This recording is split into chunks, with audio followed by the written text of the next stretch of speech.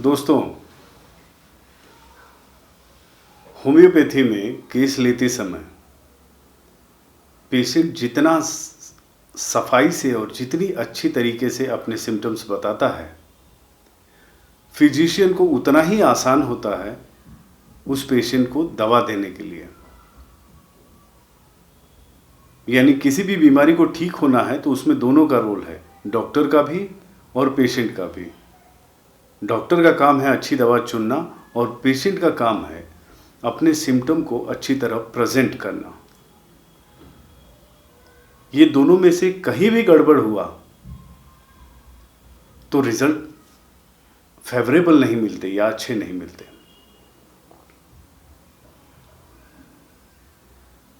आज एक ऐसी दवा के बारे में हम लोग बात कर रहे हैं जो खुद तो कंफ्यूज होता है पेशेंट और डॉक्टर को भी कंफ्यूज करता है। और आज की दवा का नाम है कैलेडियम। कैलेडियम दोस्तों प्लांट किंगडम की एक दवा है और इसका उपयोग मोस्टली होम्योपैथी में इम्पोटेंसी में किया जाता है और स्किन की कुछ कंप्लेंट्स में किया जाता है। लेकिन अगर इसको अच्छे से डीप गहराई तक जाके अगर इसको हम जाने तो ये बेस्ट रिजल्ट देगा। अदरवाइज इट इज यूजलेस, किसी काम का नहीं है इम्पोटेंसी में। देखते हैं कैसे ये कंफ्यूजन पैदा करता है। जब भी कैलेडियम का पेशेंट आता है, समझिए क्लिनिक में आया और वो बैठा, मैं समझिए डॉक्टर हूं, मैं उससे पूछूंगा कि व्हाट्स योर प्रॉब्लम, आपकी तकलीफ क्या है।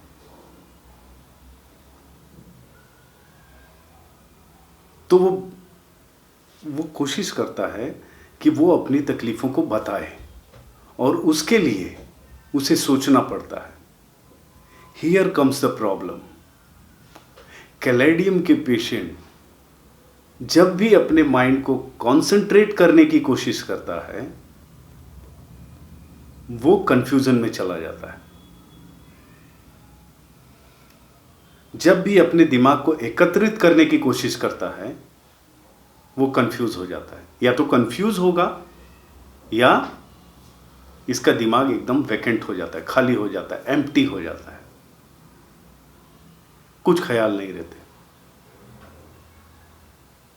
वो फिर कोशिश करता है और जितनी कोशिश करेगा उतना इसका उल्टा रिजल्ट मिलता है।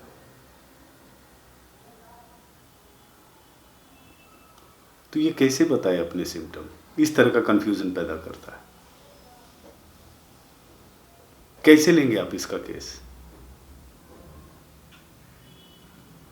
क्योंकि ये तकलीफ जब कैलेडियम प्रूव की जा रही थी तो भी हुआ था प्रूवर को। वो अपने सिम्टम ठीक से बता नहीं पाया था।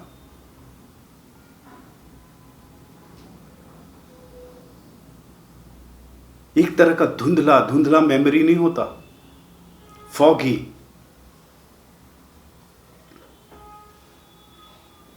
फॉर एग्जाम्पल उसके घर में कोई चीज पड़ा हुआ है, उस चीज को देखता है। कोई फाइल पड़ी हुई है, देखता है उसे, ये फाइल किस लिए है यहां पे, उसे ध्यान नहीं आता।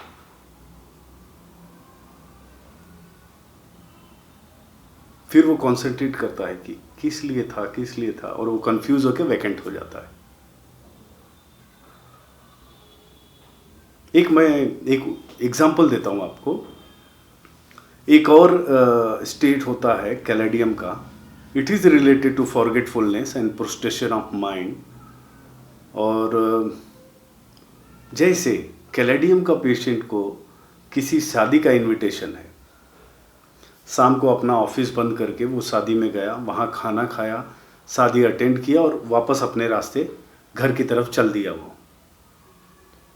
और कार में जा रहा है, अचानक वो सोचता है मुझे घर जाके अभी खाना खाना है, अभी जाके सोना है, फिर कल की तैयारी करनी है। फिर उसे थोड़ा सा ऐसे आभास होता है, अरे खाना मैंने खाया था लगता है। नहीं, मैं खाना खाया था। और वो कंफ्यूज रहता है कि खाना खाया था या नहीं खाया था मैं। वो चेक करने के लिए वो वापस अपना कार टर्न करता है और फिर से उस फंक्शन वाली जगह जाता है। वहाँ जाके सब कुछ देखता है, यस मैं बराबर था, मैं खाना खाया हूँ, और फिर ये चल देता है। फिर आधे रास्ते में उसको फिर ऐसे फॉगी फीलिंग आती है, धुंधला सा, खाया था या नहीं खाया था, इस तरह की फीलिंग। यानी ये कॉन्शियस में रहता है, फिर अनकॉन्शियस तो नहीं होता, सेमी कॉन्शियस स्टेज में चला जाता है। और जब ऐसे स्टेज में जाता है तो वो फिर याद करता है, नहीं नहीं मैं कॉन्शियस स्टेज में क्या खाया था, क्या पिया था, क्या किया था। इस तरह का एक वेक स्टेट ऑफ माइंड जिसको कहते हैं, उस तरह का फॉरगेटफुलनेस रहता है इसको। सो ये बहुत ही कॉन्ट्रडिक्टरी है, डिफिकल्ट सिम्टम है।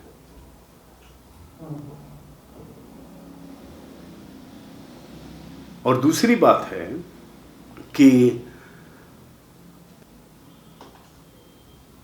जब ये सोता है, नींद करने जाता है, तब इसकी मेमोरी एक्टिव हो जाती है। कैसे? जैसे वो सोने गया तो उसकी मेमोरी इतनी शार्प हो जाती है कि जो घटनाएं 10-15 साल पहले घटी थी, जिसको वो भूल चुका था, वो सारी साफ साफ दिखाई देती हैं। या ऐसा कोई उसका दोस्त या कोई रिलेटिव जिसको उसने 20-25 साल में याद ही नहीं किया है, उसके बारे में सब कुछ वो देखता है, उसको याद करता है। यानी सोचिए क्या मेंटल स्टेट होगी उस बंदे की कि जब उसको जरूरत है तब उसकी मेमोरी गायब हो जा रही है, और जब उसे कि उस चीज की बिल्कुल जरूरत नहीं है ड्यूरिंग स्लीप, तो वो उसकी मेमोरी शार्प हो जा रही है और सारी यादें या सारा कंसंट्रेशन उसका एक्टिव हो जा रहा है। इस तरह की मेंटल स्टेट। और ठीक ऐसे ही होता है इसके सेक्सुअल स्फीयर में। इसको लेसिवियस थॉट होते हैं, लस्टी थॉट होते हैं, लेसिवियस फैंसी होती है। लेकिन जब ये परफॉर्म करने जाता है तो अपने आप को इंपॉर्टेंट पाता है, वो नहीं कर पाता। लेकिन इसका डिजायर इतना ज्यादा होता है अपोजिट सेक्स की तरफ कि वो कभी कभी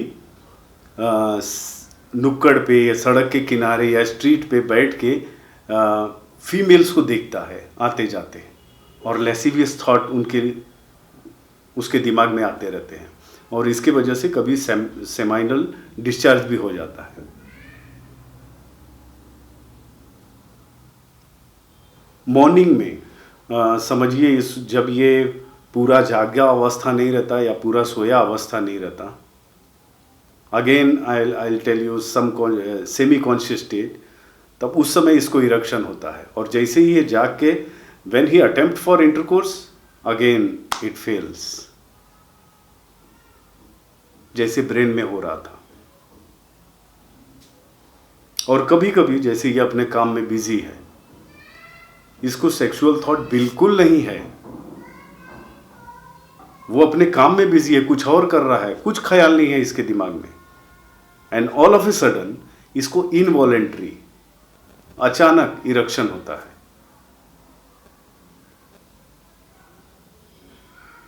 Got it?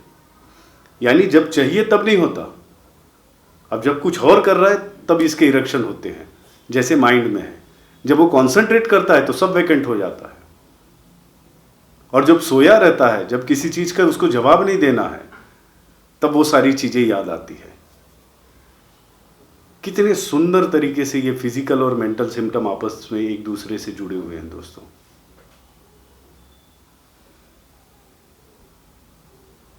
राइट। कुछ और सिम्टम है, कुछ एंजाइटी और फियर को लेके। ये नर्वस होता है, बहुत जल्दी डर जाता है, और कभी कभी तो अपने खुद की परछाई से भी डर जाता है। घर में बैठा है, सडनली दरवाजा खुला या बंद हुआ, खड़क से आवाज आई और वो घबरा जाता है। इतना सेंसिटिव कभी कभी हो जाता है कि जैसे पेपर है, पेपर को ऐसे मोड़ दिए, जैसे अभी I will tell you, suppose this is paper, इसको ऐसे मोड़े, ये बहुत कम आवाज किया, लेकिन इतना आवाज से भी वो डर जाता है, इतना सेंसिटिव होता है वो। पर कभी कभी ये फुलिशली करेजियस होता है। फुलिशली करेजियस मतलब ये आभास नहीं कर पाता कि जो चीजें वो करने जा रहा है वो कितना डेंजरस है, उसका क्या परिणाम होगा। ऐसे फुलिश जगह पे वो अपना करेज दिखाता है। और कभी कभी छोटी छोटी बातों पे, जैसे सेविंग कर रहा है तो उसको डर लगता है कहीं कट ना जाए, कहीं ब्लेड काट ना दे, उसको अपने फ्यूचर का डर लगता है। पर at the same time he is very courageous. वहां जहां जरूरत नहीं हो या जहां पे बहुत डेंजर हो, लोग जहां सावधान होते हैं वहां ये असावधान हो जाता है। Again contradictory.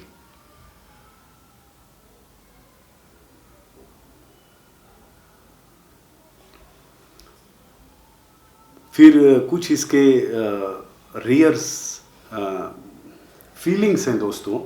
फॉर एग्जाम्पल, उसे ऐसे लगता है कि उसके स्किन पे क्राउलिंग सेंसेशन कहते हैं ना, जैसे कीड़े रेंग रहे हो, क्राउलिंग सेंसेशन ये फील होता है। या तो फिर मकड़ी का जाला है, एक तरह की अजीब सी फीलिंग होती है। या उसे कभी कभी फील होता है कि उसके चेहरे पे फ्लाइज यानी पतंगे चल रहे हैं, वो अनुभूति होती है। It's a sort of crawling sensation.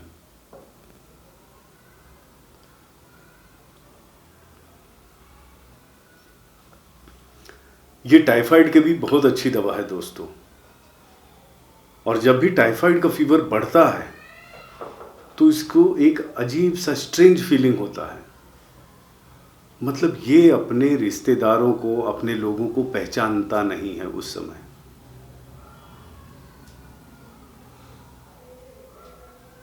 और टाइफाइड जैसा इसका स्टूल भी होता है, जैसे येलो कलर का पेस्टी स्टूल होता है। एपिगैस्ट्रिक रीजन में पेन होता है, जैसे थोड़ा चल के आया तो यहाँ पेन होगा, यहाँ पल्सेशन होता है, लाइक दिस। एक और खास सिम्टम है, अगर 10 लोग बैठे हुए हैं और मौसम कुछ ऐसा है कि सबको पसीने आ रहे हैं, तो आप उसमें से कैलेडियम को पहचान सकते हैं। क्योंकि कैलेडियम पेशेंट के पसीने पे मक्खियां अट्रैक्ट होती हैं। उसके पसीने का जो गंध होता है, पसीना उनका मीठा होता है और गंध भी मीठी होती है, इसलिए फ्लाइज यानी मक्खियां उसकी तरफ अट्रैक्ट होती हैं। कैलेडियम पेशेंट को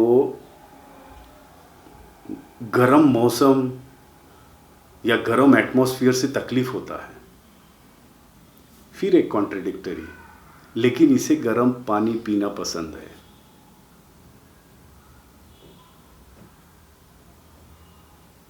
गॉट इट? एक और खास सिम्टम है कैलेडियम का, ये आंख बंद करके नहीं चल सकता। जब भी ये आंख बंद करता है और चलने की कोशिश करता है तो उसे गिर जाने का डर लगता है। चलना तो छोड़ दिए, वो सो भी नहीं पाता। अगर वो लेटा है और आंख बंद कर लिया तो जैसे ऐसे नहीं होता, ये फीलिंग होती है उसको, रॉकिंग फीलिंग, आगे पीछे, इजी चेयर पे जैसे बैठे रहते हैं।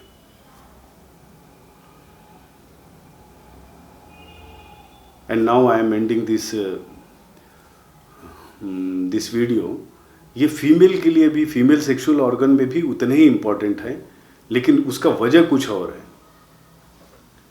ये क्राउलिंग सेंसेशन फीमेल जेनाइटल्स पे होता है, या हो सकता है कि वर्म्स की वजह से उस फीमेल को अपने प्राइवेट पार्ट्स पे क्राउलिंग सेंसेशन होता है, जिसकी वजह से वो एक्साइट होके सी मे गो टू निम्फोमेनिया और कैन डू मैस्टरबेशन। इस तरह का क्राउलिंग सेंसेशन होता है जो प्रोवोक करता है इसके सेक्सुअल एक्टिविटी को। That is all about caladium my dear friend. मेरा ये वीडियो आपको कैसा लगा कमेंट बॉक्स में बताइएगा। अगर कोई राय देना चाहते हैं तो जरूर दीजिएगा दोस्तों।